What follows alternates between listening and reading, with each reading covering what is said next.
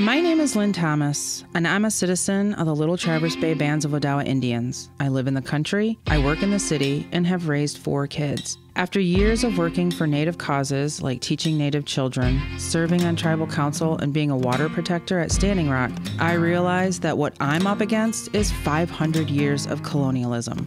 I can't go back to how it was before the Europeans floated in, but I sure can't keep drifting away from who I am. So I'm on a journey to reclaim as much as I can from my ancestors and leave as much as I can for my descendants. In a sense, I'm going home, but I have to leave my comforts to do it. So I'm off to learn as much as I can, but it's going to take me a second to explain how this journey landed me holding a knife to the rear end of a buffalo.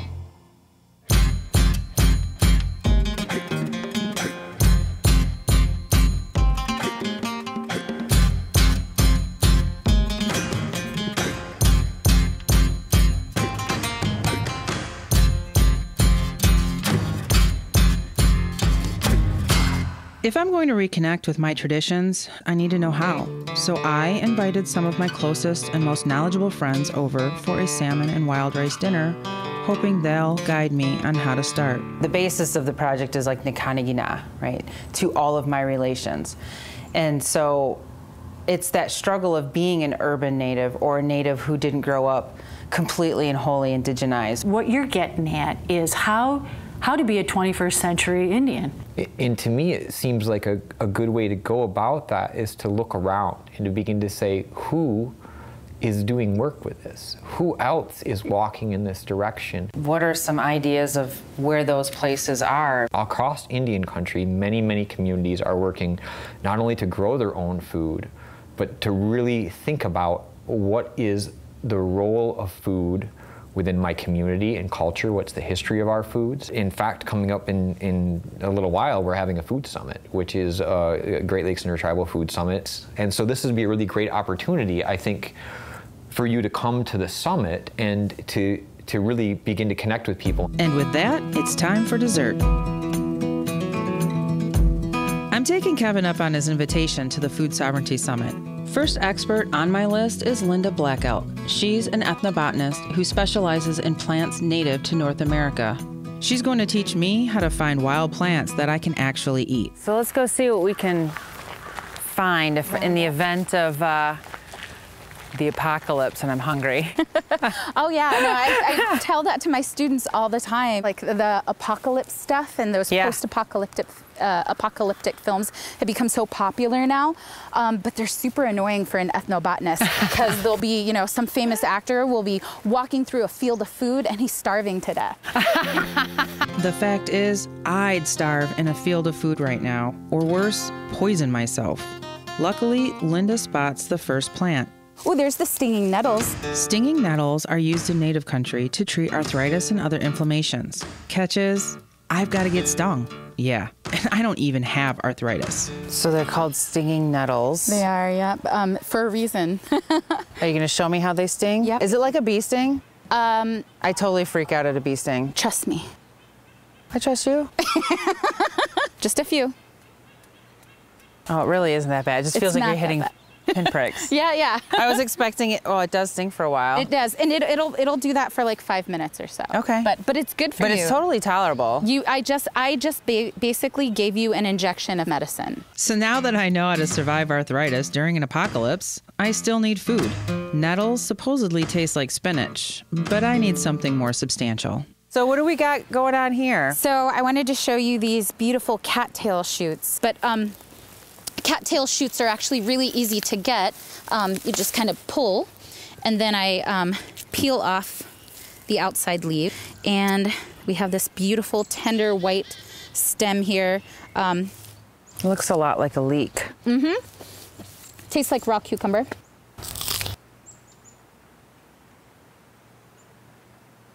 Less intense than a cucumber, but it does. Intense. It's mild, but it's, you know, you can chop it up and put it into salads. You can use it in like some really nice brothy soups and, you know. Yeah, I would use that like a leek. Absolutely. Yeah.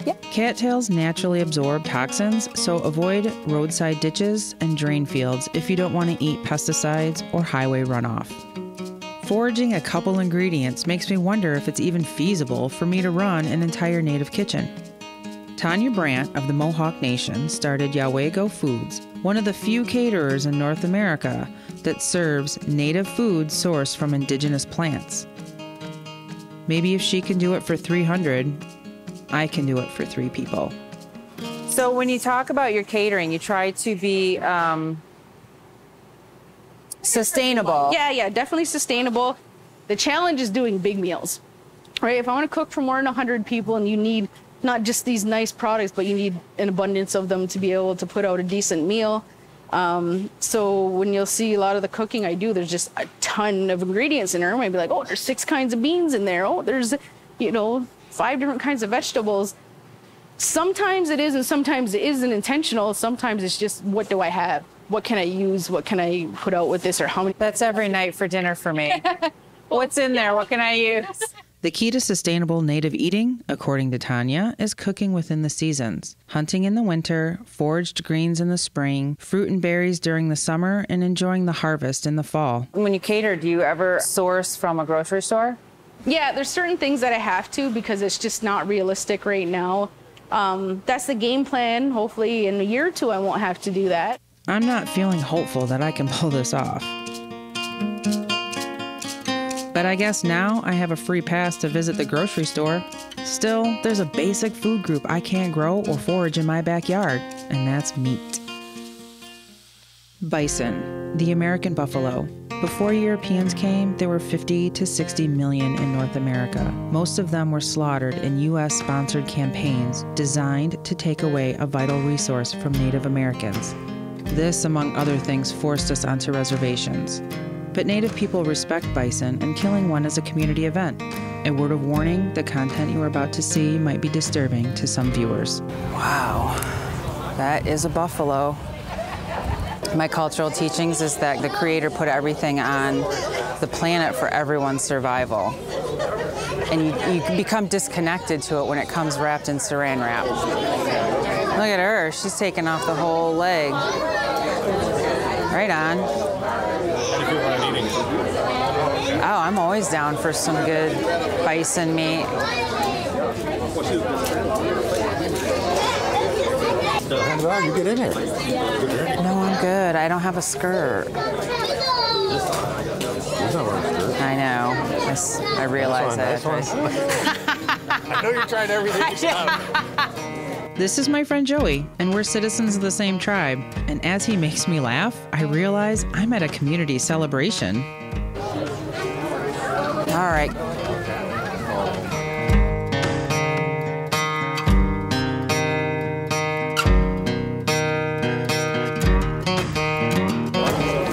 I need, I don't know. I need gloves. You don't need no gloves. I do need gloves.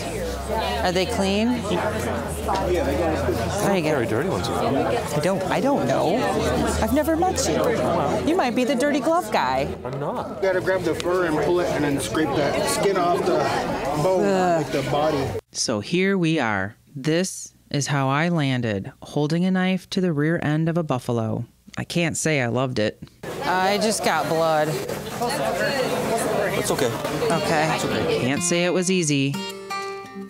But having to skin it makes me realize that this animal is more than just food, and that making it food is more than just a transaction. I'm glad I got to, it's a different texture and feel, and it's physically exhausting, and I'm weak as hell. The community gives me a portion of the bison meat, which my friend Kevin presents. Now I'm going to learn how to put all this together from Chef Brian Yazzie of the Navajo Nation. What do we got going on here? So we have part of the bison, the back strap that we cut up into cubes, and we have some of the forage items, cattails, wild chives, and dandelion greens, and rants or wild onions, and some store-bought ingredients. Brian might be Navajo, but he cooks what he calls intertribal cuisine, meaning he mixes native ingredients from Petoskey to Peru, never leaving the American continent. So that's the bison that we butchered. How have we lost our relationship with some of these ingredients that we're using today? The only reason why the U.S. government or the U.S. Army were able to capture most tribes in the U.S. is burning their food crops. That's how they were able to get to us in a way and put us into internment camps, or modern day known as reservations. Reclaiming our ancestral diet goes beyond culture. It's actually a life or death issue for Native people.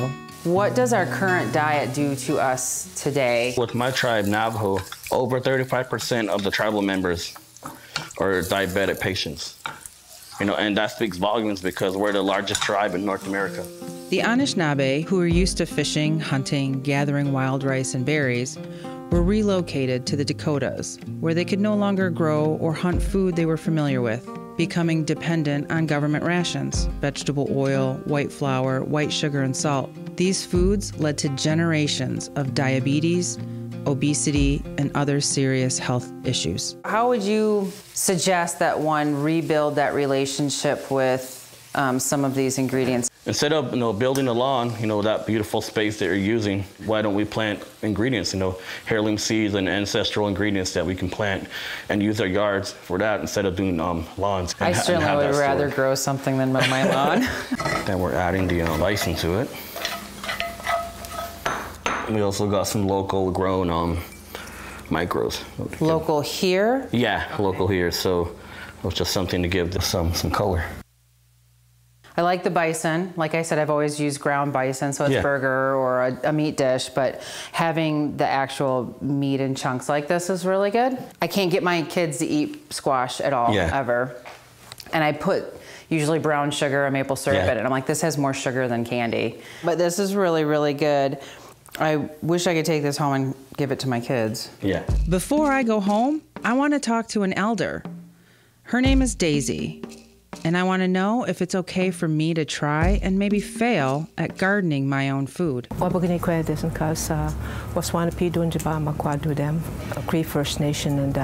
you know of any communities that live sustainably, growing and hunting and feeding their community or their village or their... Oh, yes, very much so.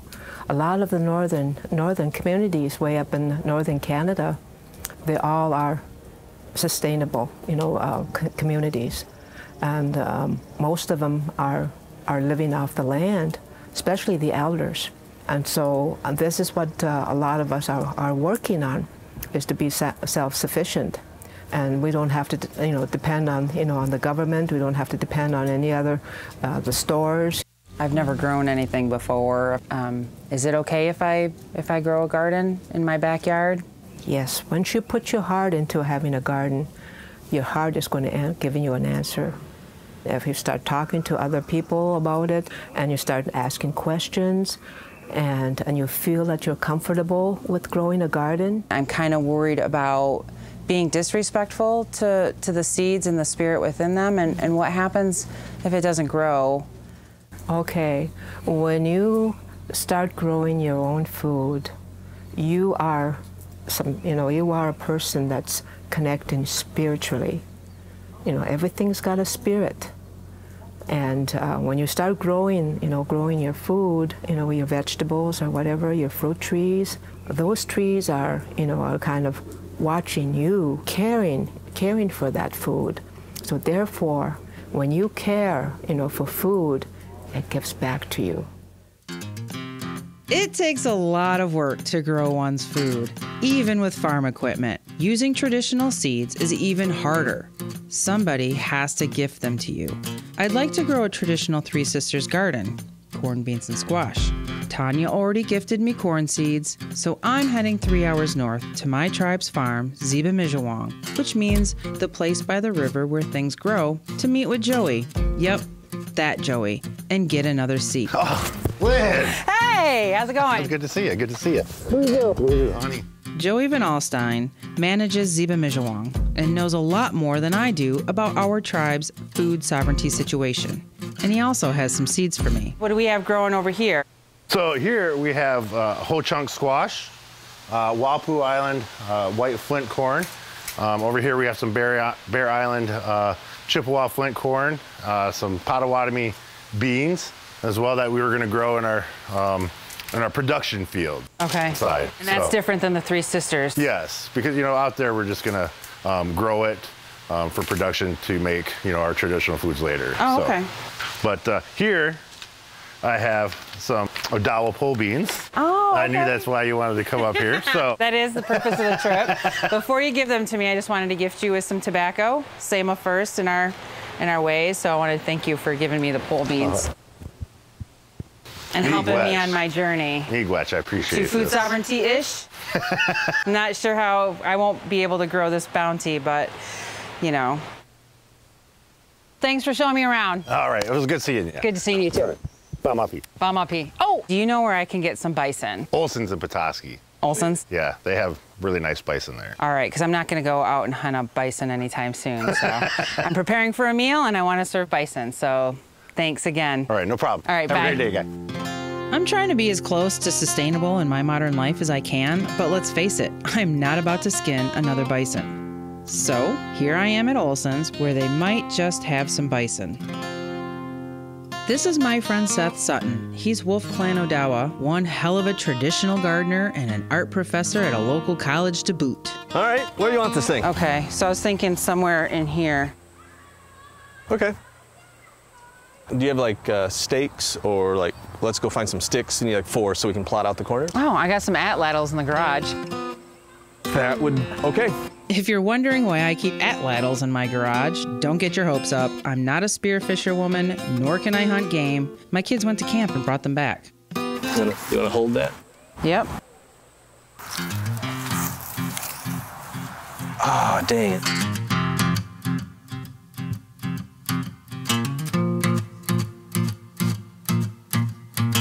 You're happy with it? I think we should start digging it up? Oh, well, smudge okay. it. And, we're breaking ground. So I think we need to say a little something and put some tobacco, some SEMA down. Okay. And then we can. Smudging in my culture is basically cleansing. We use sage, tobacco, cedar, and sweetgrass. Those are our 4 medicines. So I guess you get to break ground. So just right along the line? Yeah. Yep. Break it with what? Well, you're supposed to use your girth. Right? There you go. Don't break my tools. I think I did.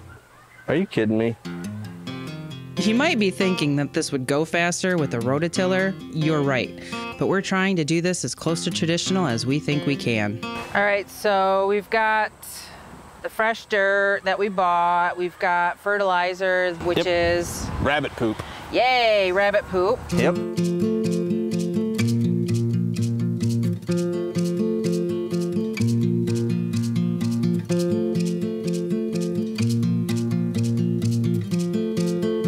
We're just gonna take the dirt from outside. Outside? Yep, and we're just gonna kind of mound it. On the inside? Yeah. Oh.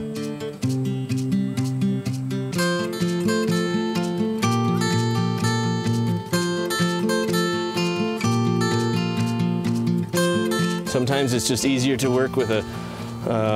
So my hands are in rabbit poop right now. Yeah, you're gonna wanna wash them before you eat anything. Okay, good to know. Hey, that's a professional tip, it's free. Pro tip? Yep.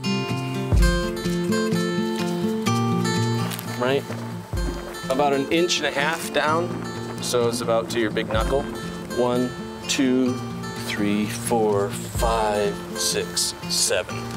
Okay. Right? So these are where your corn seeds will go. 1 in each? Yep.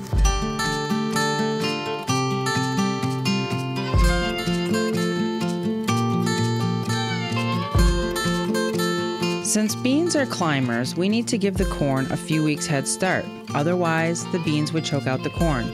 But once the corn has a stalk, it's an ideal partner for the beans. There's your forever home.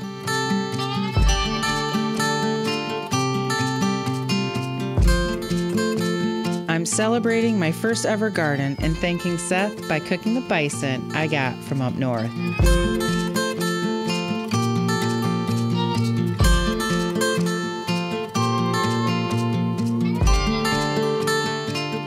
What are you doing? So I am making a salad for us to eat tomorrow at the powwow. The purpose was to grow a garden all season and then have a way to be able to feed my family, given the bounty that I've grown. But my garden thus far has given me that. 2 beans is all I have. So tomorrow we're gonna go foraging for some other ingredients for a salad that we can eat at the powwow. I had an accident with my squash. I got a little too close with the weed whipper, and so I decapitated my squash. So now we have corn and beans.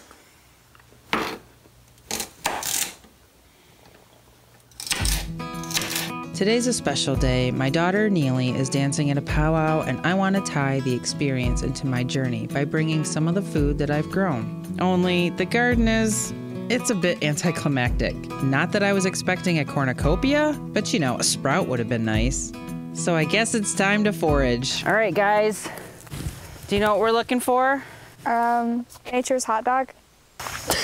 Which is what? Cattails. Cattails. Do you know what they look like and why we're looking for them? They're like the long stocky things. With a corn dog on top? Yeah. So if we keep going in further, we're gonna find some that are tall and old. How can you tell if they're old? Good question. They've got like a dry exterior, right? See how they peel back? So a fresh one would look like this one here. That's a newer one.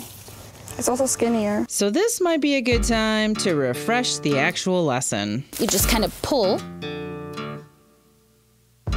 It looks a lot like a leek. Mm-hmm.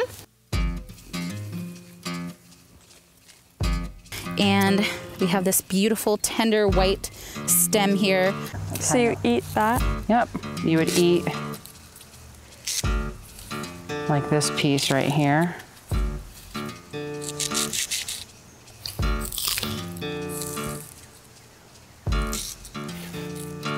So you see the different layers of they all come apart. I'm not eating that. Tastes like a cucumber.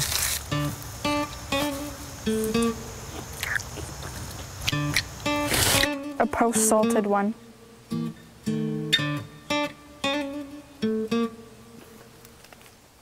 It's kind of like... A little gross. Yep, cattail stalks taste gross. It's the shoots you're looking for.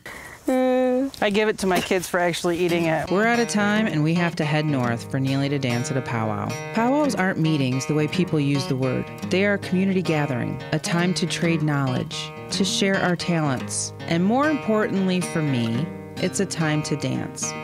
And today Ngiiwe is dancing in her fancy shawl, a traditional woman's dance. But before we start, I want us to share a family moment. The moment where all my work is served on a plate. I guess we're stuck with the 2-bean salad. Like 2 beans? Not 2 kinds of beans. Literally 2 beans. Oh, there's a little one right there. There's my bean. Stand up for your conviction. Show courage and communicate. Looks like you're praying. Is it good? Yeah.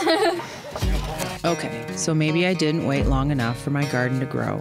And sure, I sort of botched my attempts at foraging, but this is about reestablishing connections to the food we eat and to transfer the knowledge I've been given to my children. I think it's like, good job, Mom. Now we know a little bit more of how to live like off the land, like we can grow our own food technically if we try hard enough. Do you think we could have survived on our garden this year? No.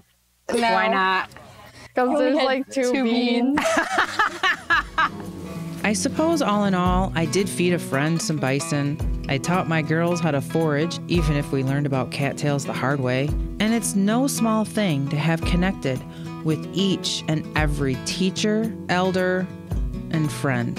who made it possible for me to connect the ancestral knowledge they received and to pass it on to my own children for them to give to the generations to come. And the fact is, I didn't set out on this journey to make a salad. I set out to build these very relationships, and I'm inspired to be a stronger link between the past I never knew and the future I'm watching grow.